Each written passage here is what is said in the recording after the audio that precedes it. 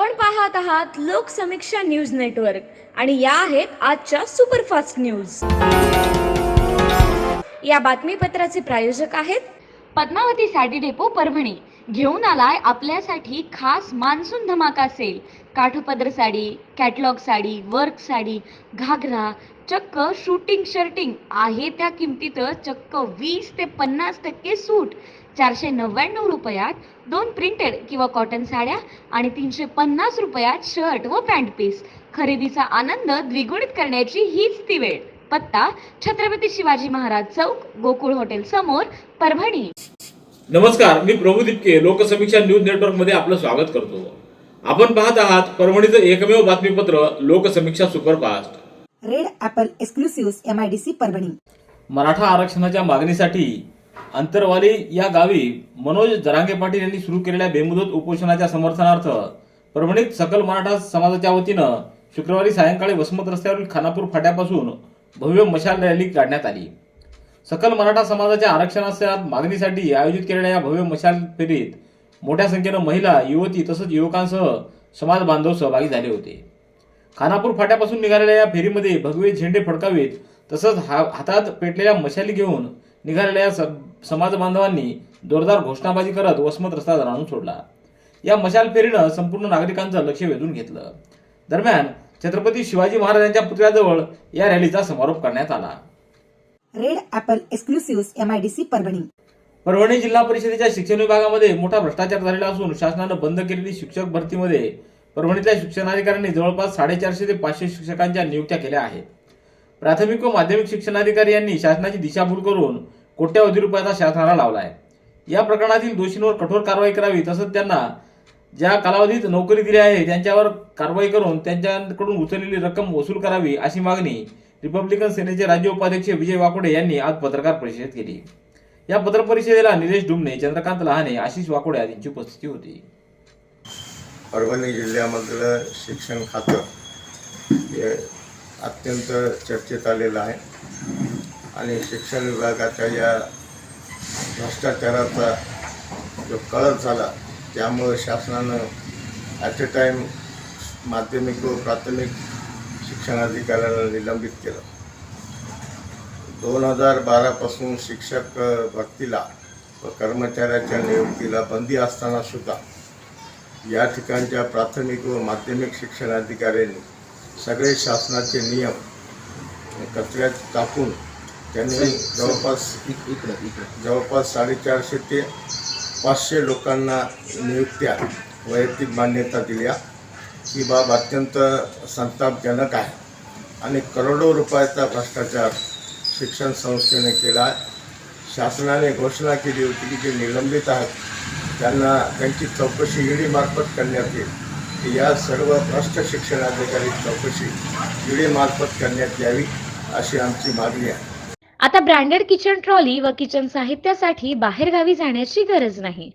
परभणीत smart kitchen plywood and hardware इथे सर्व काही ब्रँडेड मिळेल। Kitchen trolley, readymade shutters, modular kitchen plywood, acrylic laminate, hardware तसंच wardrobe, bed sofa, TV unit, आटा चक्की, चिमणी शेगडी आदी साहित्य उपलब्ध। विजय आदमाने यांचे smart kitchen plywood and hardware, कृषी विद्यापीठ गेट समोर, वसमत रोड, परभणी। संपर्क 9637792671। मोठ्या भावानं उसने घेतलेले पैसे परत न केल्याचा राग मनात धरून लहान भावाचं अपहरण करून त्याचा खून केल्याचा धक्कादायक प्रकार परभणीत घडला असून या प्रकरणी पोलिसांनी तपास करून यातील दोन्ही आरोपींना ताब्यात घेतलंय। परभणीतल्या कृषी सारथी नगरातील शाळेच्या गेट समोरून प्रकाश बोबडे यांचा 14 वर्षीय मुलाचं 2 अज्ञात इसमांनी विना क्रमांकाच्या दुचाकीवरून येत अपहरण केलं। या प्रकरणी नवामोंढा पोलिसात गुन्हा दाखल झाला। पोलीस अधीक्षकांनी याबाबत तपास करण्याचे आदेश दिल्यानंतर पथकं स्थापन करण्यात आली।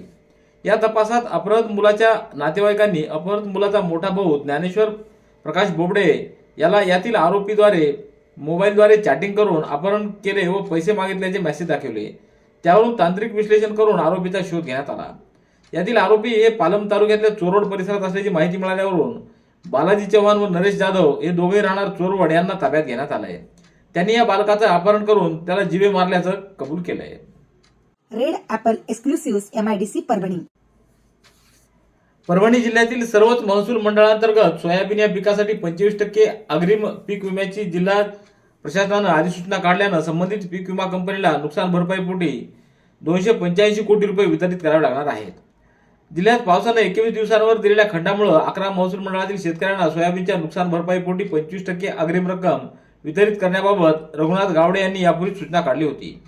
त्यामुळे सर्वसाधारणपणे 81,733 हेक्टर क्षेत्रावरील पिकांकरिता शेतकऱ्यांना 71 कोटी रुपये कंपनीला वितरित करावे लागणार होते. त्यापाठोपाठ सत्तारूढ व विरोधी पक्षातील लोकप्रतिनिधींनी व नेते मंडळींनी सर्वच महसूल मंडळातील शेतकऱ्यांना न्याय द्यावा असा आग्रह धरल्यानंतर प्रशासनानं करारातील निकषाप्रमाणे केलेल्या सर्वेक्षणातून उर्वरित 41 मंडळातील 2,81,888 हेक्टर क्षेत्रातील सोयाबीन पिकाच्या नुकसान भरपाईपोटी संबंधित कंपनीनं 25% अग्रिम रक्कम वितरित करावी असा आदेश जिल्हाधिकारी गावडे यांनी काढला आहे. त्यामुळे जिल्ह्यात सर्वसाधारणपणे 213 ते 215 कोटी रुपये पीक विम्यापोटी मिळणार असल्याचा अंदाज आहे. Red apple exclusive MIDC Parbhani. परभणीच्या आधार निवासी गुरुकुलातील अपहरण झालेल्या मुलाचा मृतदेह नांदेड जिल्ह्यात सापडल्याची माहिती समोर आली आहे. प्रकाश बोबडे यांनी आपल्या 14 वर्षीय मुलाचं विना क्रमांकाच्या दुचाकीवरून आलेल्या दोघांनी अपहरण केल्याची तक्रार दाखल केली होती. त्यावरून पोलिसांनी तपास सुरू केला. माहितीच्या आधारे 2 संशयितांना ताब्यात घेतलं व त्या संशयितांनी दिलेल्या माहितीवरून नवामोंढा पोलिसांनी लोहा तालुक्याच्या माळेगाव इथल्या तलावातून सदर मुलाचा मृतदेह बाहेर काढला आहे. या तलावाच्या परिसरात पोलिसांसह गावकरी मोठ्या संख्येनं जमा झाल्याचं दिसून आलं. Red apple exclusive MIDC Parbhani.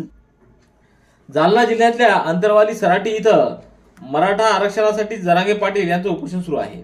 या उपोषणाला पाठिंबा देण्यासाठी परभणी तालुक्यातल्या शिंगणापूर इथं सकल मराठा समाज बांधवांच्या वतीनं बेमुदत आमरण उपोषणाला सुरुवात करण्यात आली आहे. या आंदोलनात गावकऱ्यांनी मोठ्या संख्येनं सहभाग नोंदवला. यावेळी आंदोलकांनी जोरदार घोषणाबाजी देखील केली. ठिकाण अनेक, ठिकाण फक्त एक. डॉक्टर गोविंद कामटे यांचे बालाजी आयुर्वेदिक निसर्गोपचार केंद्र परभणी. मूळव्याध, गुडघेदुखी, मूतखडा, शुगर, वात, दमा, महिलांचे आजार, लकवा व सर्व जुनाट आजारांवर खात्रीशीर उपचार. वेळ सकाळी 9 ते रात्री 8 पर्यंत. पत्ता आघाव कॉम्प्लेक्स, महात्मा बसवेश्वर चौक, उघडा महादेव मंदिर परिसर, कारेगाव रोड, परभणी. मोबाईल 9921691008.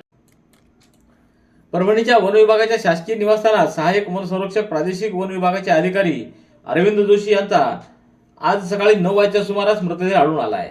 हृदयविकाराच्या झटक्यानं जोशी यांचा मृत्यू झाला असावा असा अंदाज आहे. 7 सप्टेंबर रोजी नेहमीप्रमाणे कामकाज आटोपल्यानंतर जोशी हे रात्री 8 वाजच्या सुमारास शासकीय निवासस्थानी परतले.